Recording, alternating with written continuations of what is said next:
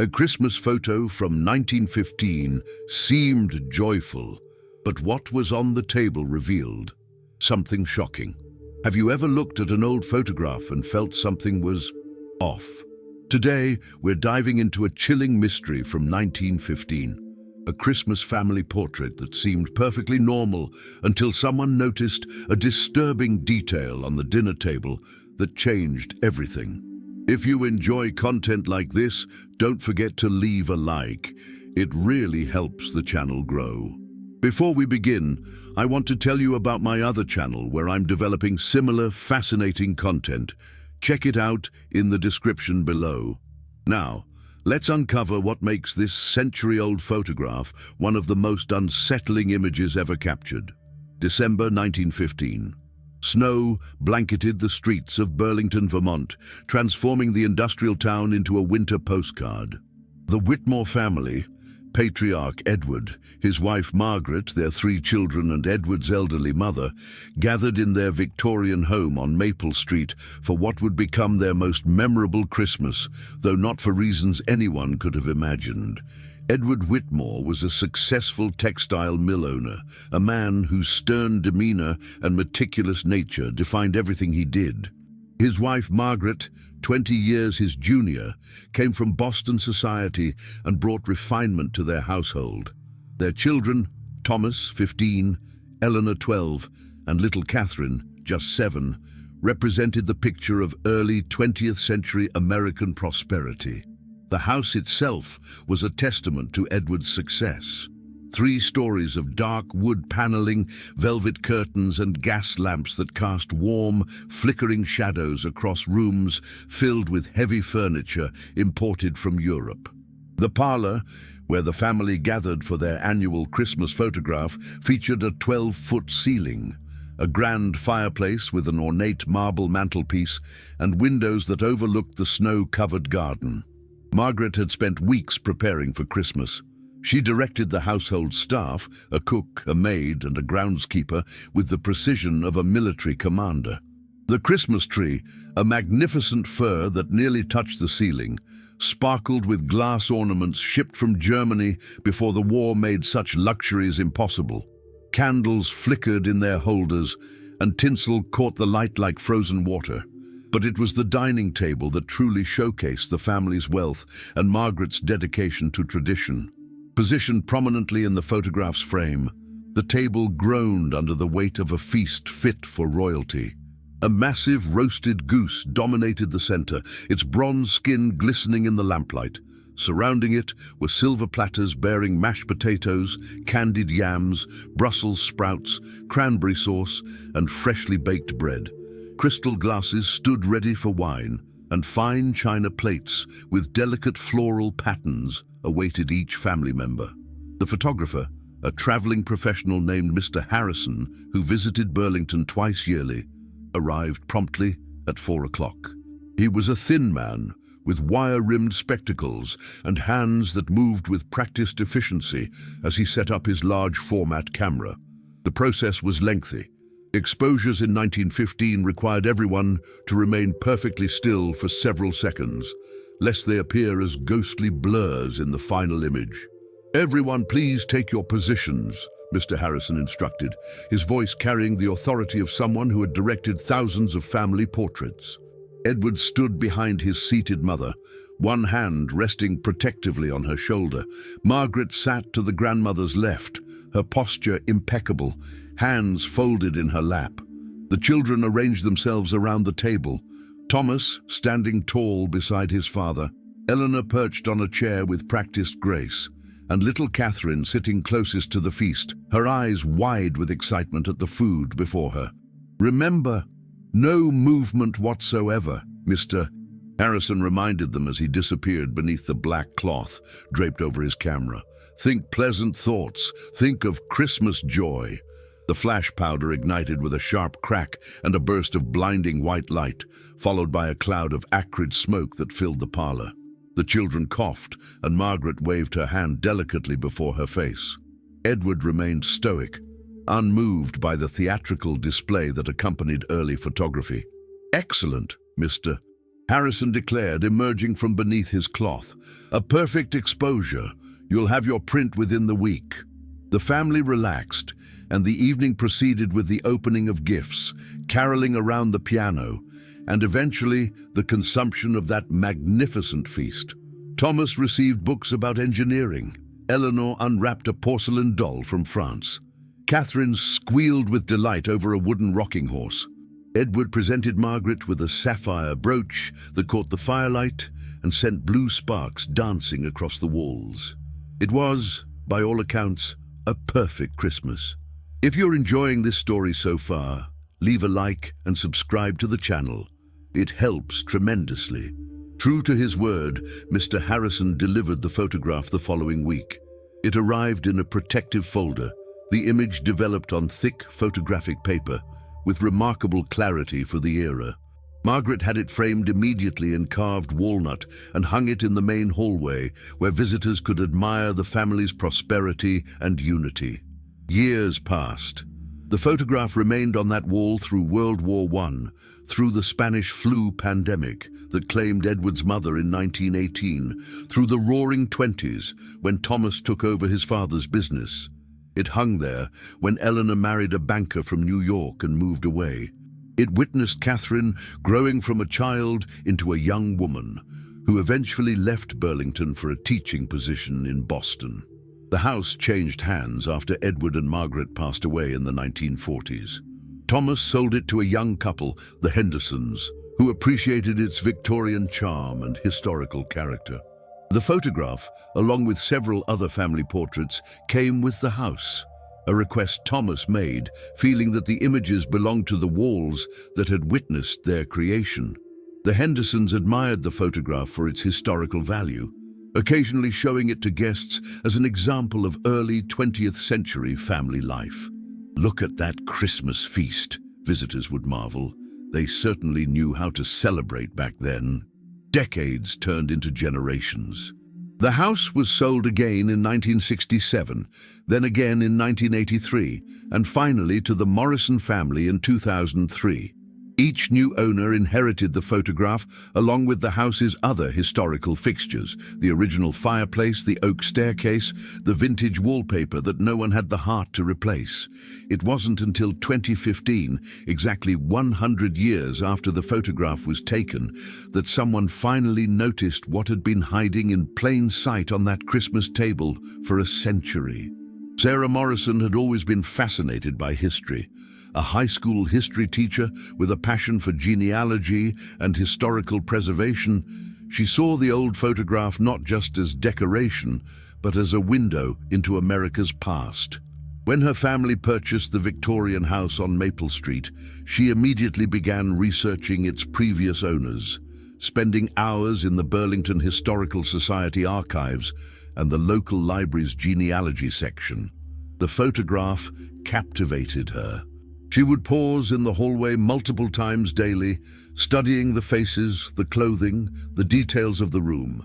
She noticed how the grandmother's expression seemed somehow distant, how young Catherine's excitement contrasted with her older siblings' practiced composure, how the gas lamps created shadows that made the scene both warm and slightly eerie. In autumn 2015, Sarah decided to digitize several of the house's historical photographs for a presentation she was preparing about Burlington's industrial families. She carefully removed the Christmas photo from its frame, noting with satisfaction that it had been preserved remarkably well. The image showed minimal fading, and the details remained sharp despite the century that had passed. Using a high-resolution scanner at the local library, a machine far more sophisticated than the equipment available to casual users in previous decades, Sarah created a digital file of the image. The scanner captured every minute detail at 1,200 dots per inch, a resolution that revealed textures and subtleties invisible to the naked eye. Back home that evening, Sarah uploaded the image to her computer.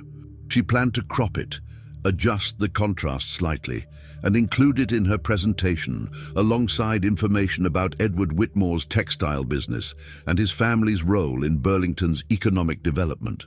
But as she zoomed in on the image to examine specific details, the pattern on Margaret's dress, the ornaments on the Christmas tree, the titles of books visible on a shelf in the background, something on the dining table caught her attention.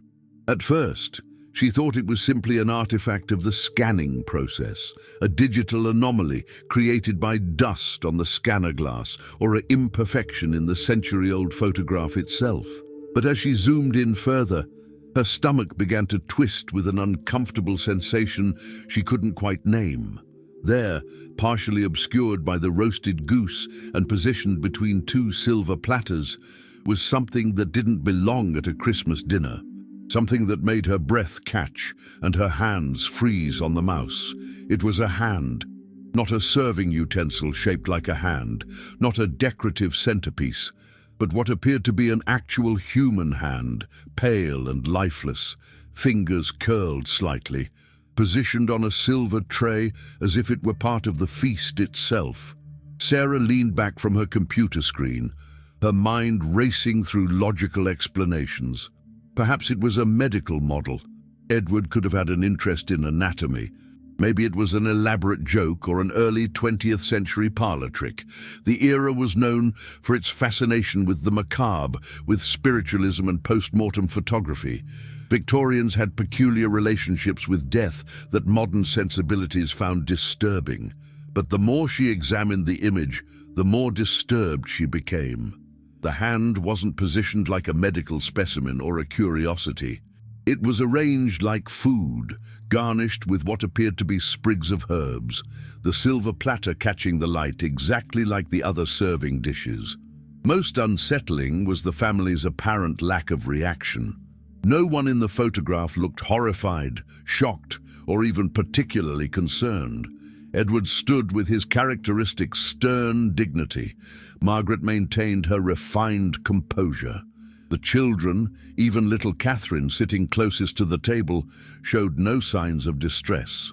How had no one noticed this for 100 years? Sarah spent the next hour examining every inch of the digital image. She adjusted brightness, contrast, and sharpness. She zoomed in until individual pixels became visible. She looked for signs of photographic manipulation, double exposures, retouching, darkroom tricks common in early photography. The image appeared authentic.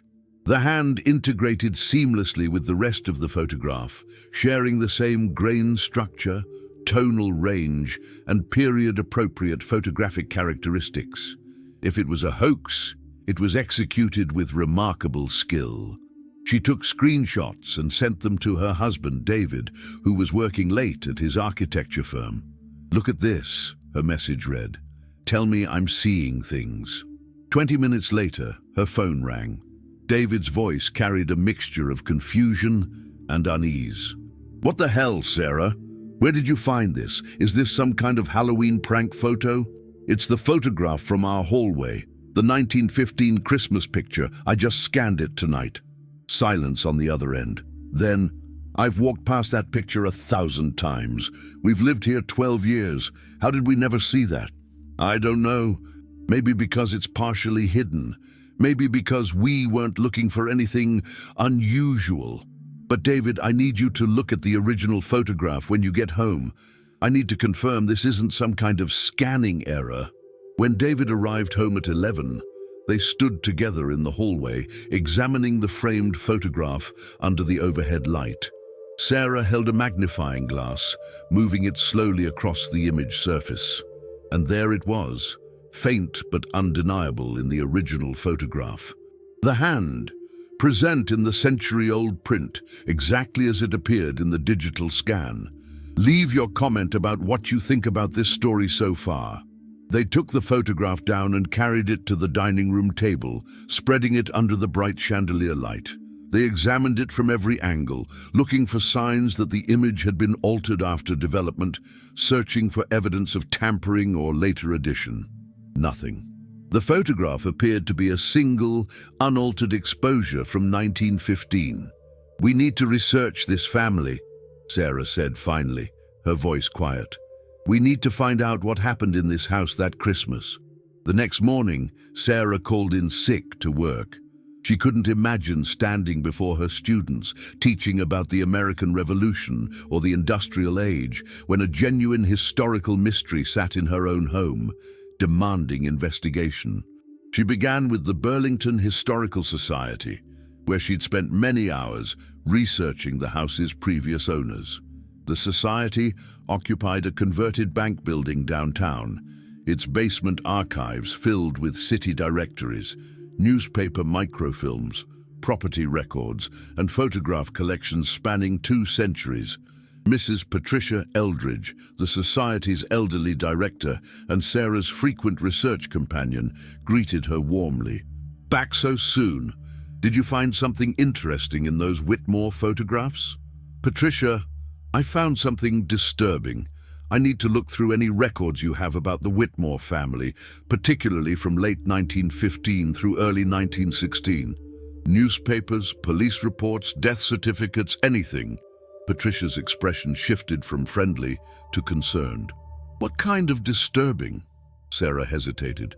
How could she explain without sounding hysterical? Something appears in their Christmas photograph that shouldn't be there. Something that might indicate... I don't know what it might indicate. That's why I need to research. They spent the morning in the archives. Patricia pulled dusty boxes of Burlington Daily News microfilms, while Sarah searched through index property records and vital statistics. The work was tedious, scanning through page after page of century-old newsprint, looking for any mention of the Whitmore family. The December 1915 papers were filled with war news from Europe, local business announcements, and advertisements for Christmas shopping. Society pages documented holiday parties and gatherings among Burlington's wealthy families. The Whitmore name appeared several times in connection with business affairs and social events, but nothing unusual. Then, in the December 28, 1915 edition, buried on page 6, Sarah found a brief article that made her blood run cold. "Made missing from Whitmore household." The article, only 3 paragraphs long, reported that Anna Schmidt, a 23-year-old domestic servant employed by the Edward Whitmore family, had failed to return to the household after visiting family on Christmas Day. The article noted that Miss Schmidt was of good character and that her disappearance was most unusual and concerning. The police were investigating. Sarah's hands trembled as she photographed the microfilm screen with her phone. "Patricia, I need everything you have about Anna Schmidt, and I need to know if they ever found her." The search intensified. They found 2 more articles about Anna Schmidt. The first, dated January 5, 1916, reported that the police investigation had concluded Miss Schmidt had likely left Burlington voluntarily, possibly to seek employment elsewhere or return to her family in New York. The article noted that such departures among domestic staff are not uncommon, particularly among young women seeking opportunities in larger cities. The final mention appeared January 12, 1916. A small notice stated that the case was closed.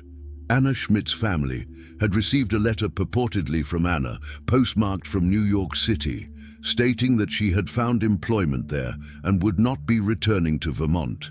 "But did they verify the letter?" Sarah asked, though she knew Patricia had no answer. "Did anyone actually confirm she was alive?" Patricia adjusted her glasses, studying the newspaper images on the screen.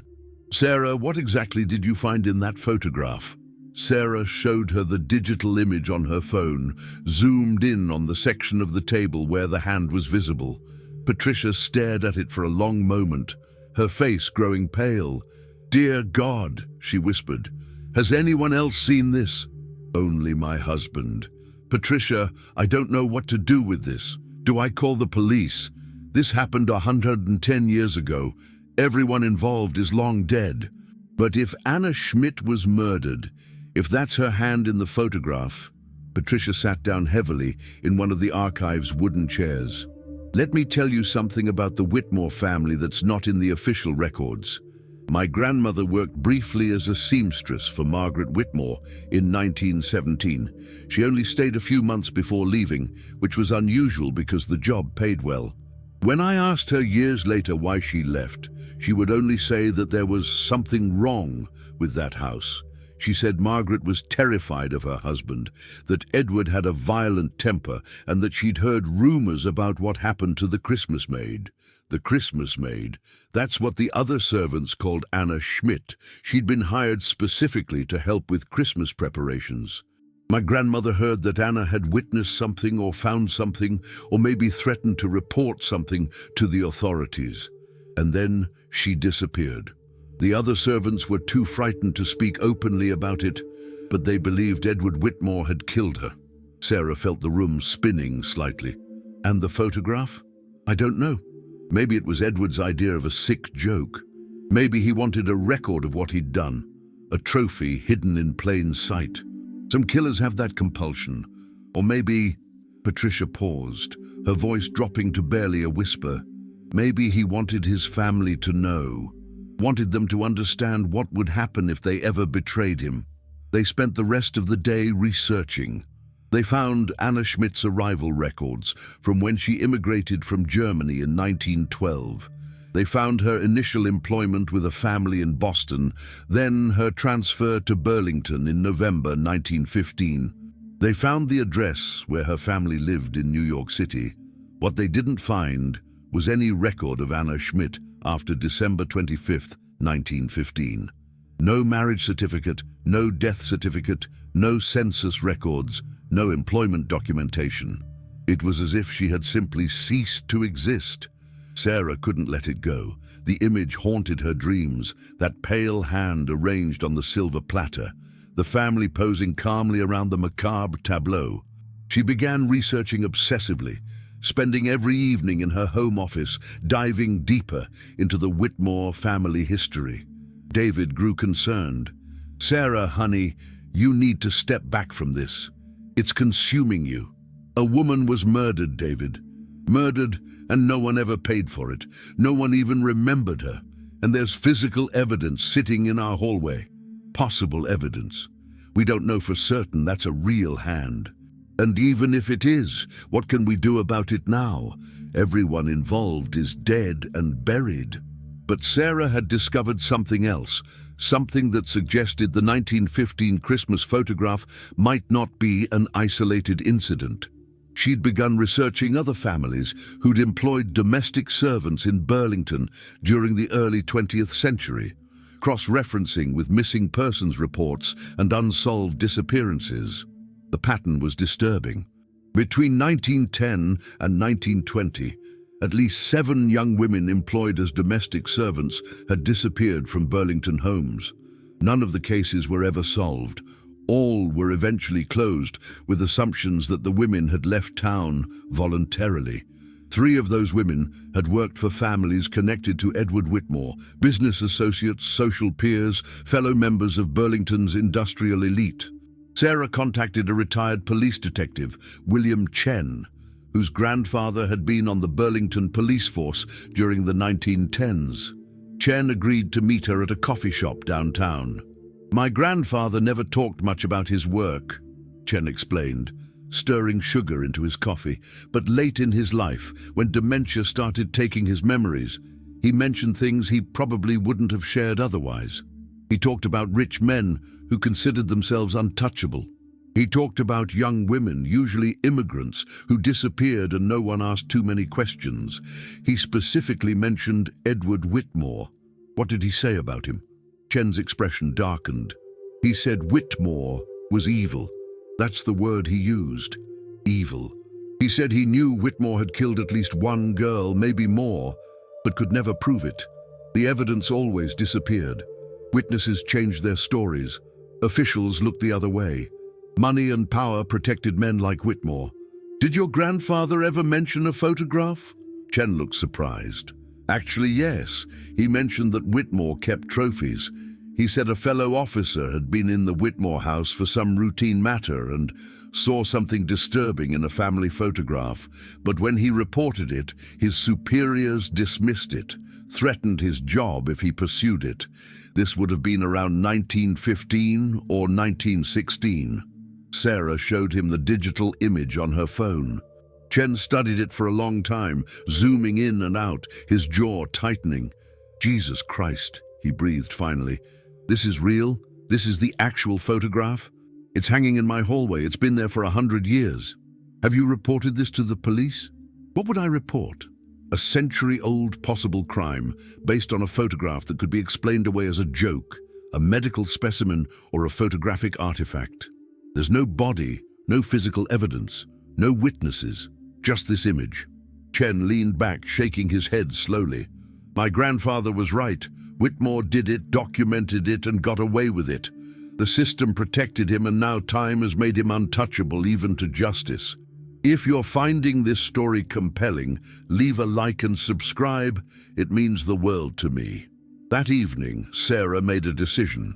She contacted the Burlington Daily Tribune, the newspaper that had succeeded the old Burlington Daily News. She spoke with a features writer who specialized in local history stories. She shared the photograph, the research, the pattern of disappearances, and the detective's testimony about his grandfather.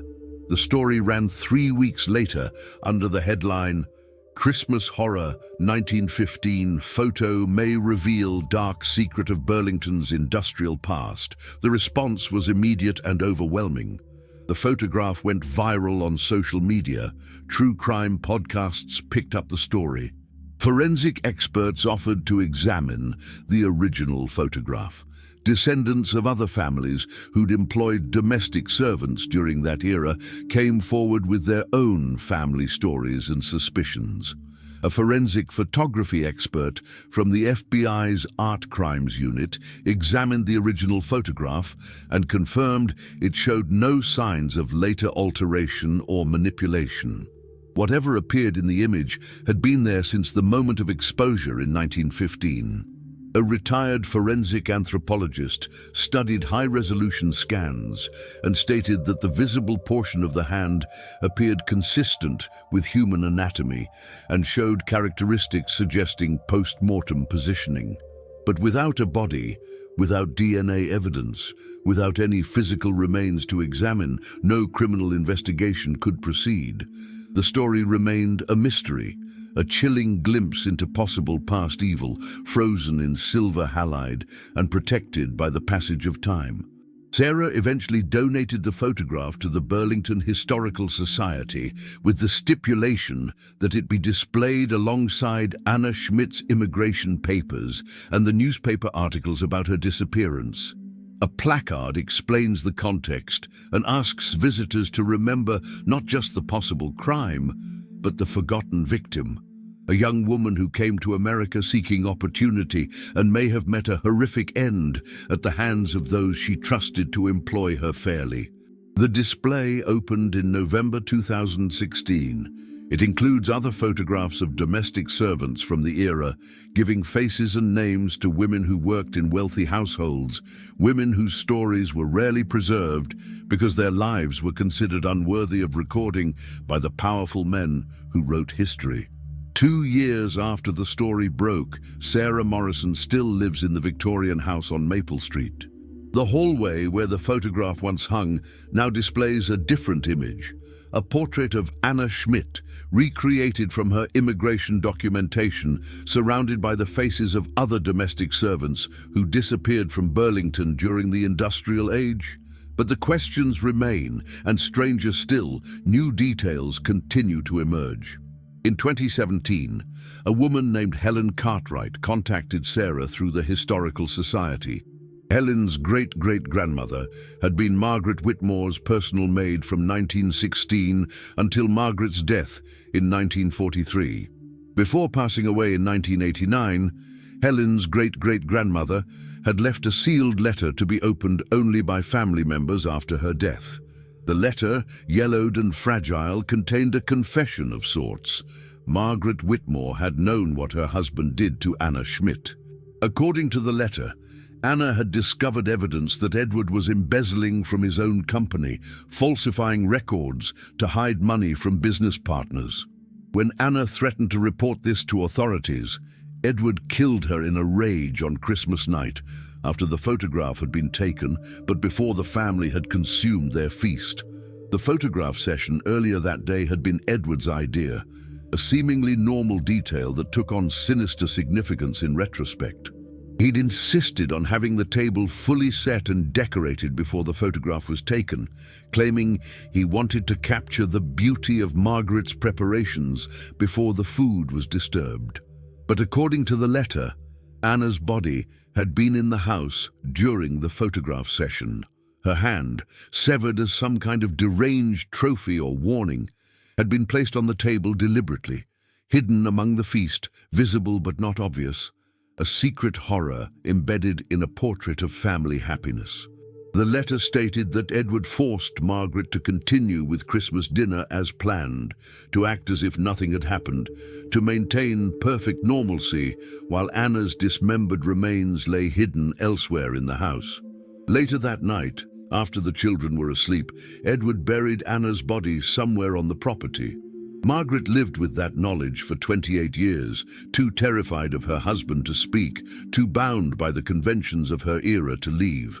When Edward died in 1943, Margaret could have spoken, but by then so much time had passed, and she was too haunted by her own guilt and complicity to confront the truth.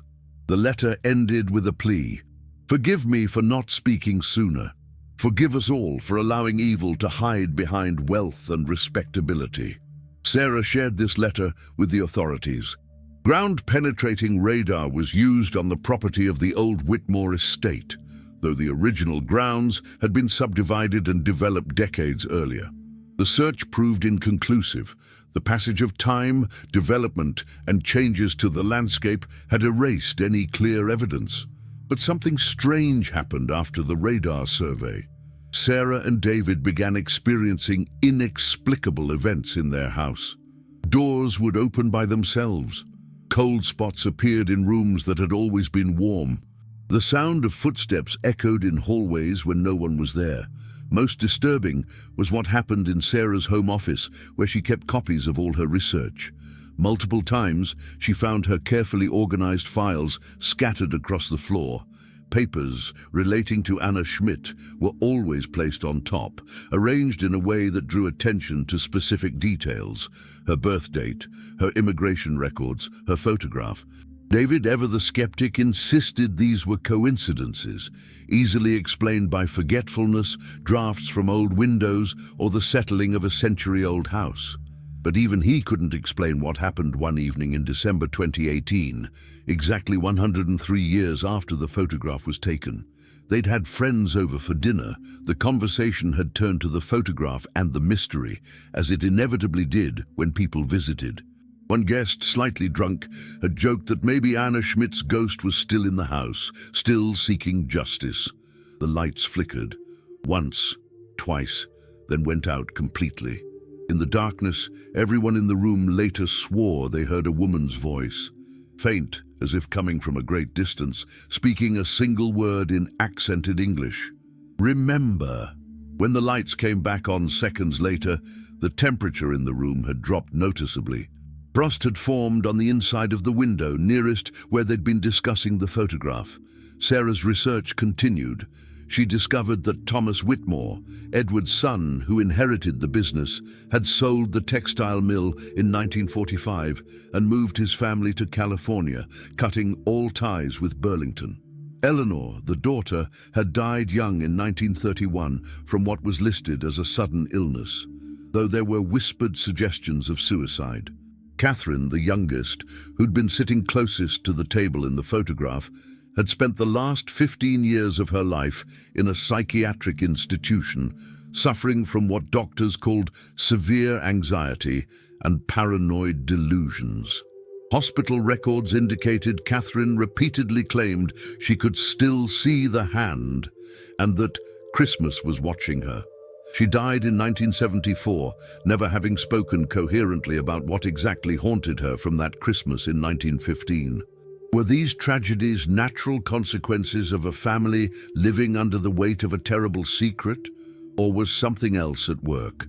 In 2019, Sarah received an email from a woman in Oregon who claimed to be a spiritualist medium. The woman said she'd seen news coverage of the photograph and felt compelled to reach out. She claimed to have received messages from a spirit identifying herself as Anna, messages that provided specific details about the house, about hidden spaces in the walls, about a location where something important had been concealed. Sarah was skeptical. She'd received dozens of emails from self-proclaimed psychics and paranormal enthusiasts, but this email was different. It described architectural features of the house that hadn't been publicized, details that Sarah herself had only discovered through careful examination of the building's structure.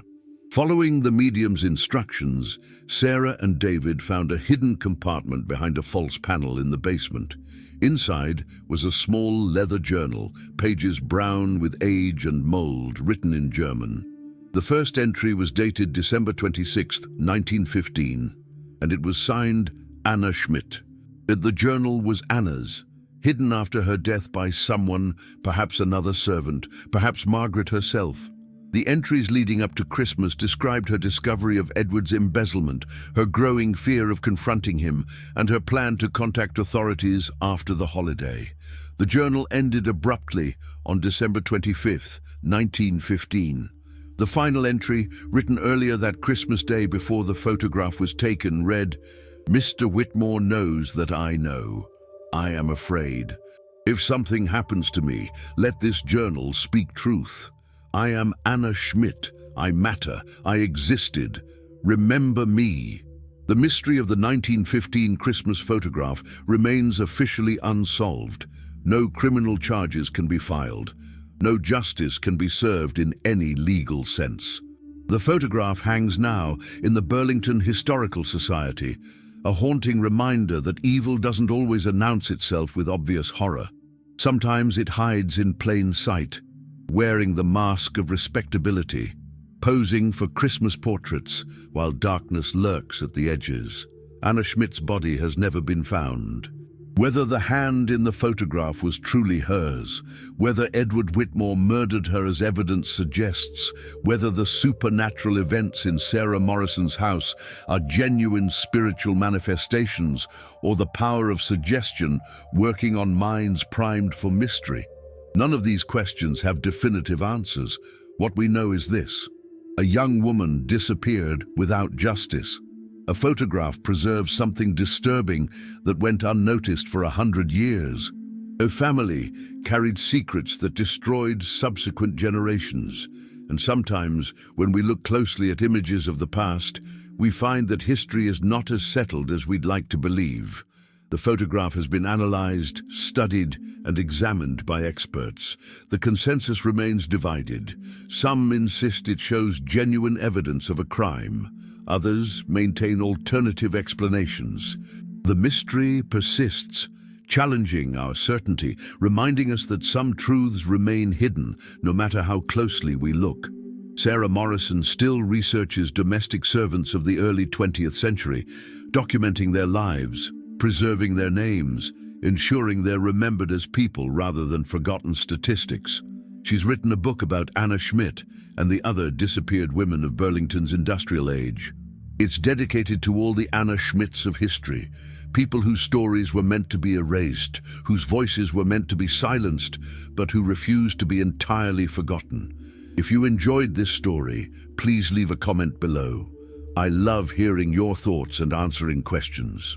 What do you think really happened that Christmas in 1915? Do you believe the photograph shows evidence of a crime, or could there be another explanation? Share your theories in the comments. If you're not already subscribed, please hit that subscribe button and turn on notifications so you don't miss future videos exploring mysteries from history. Thank you for watching, and remember, sometimes the most disturbing things are the ones hiding in plain sight, waiting for someone to finally see them.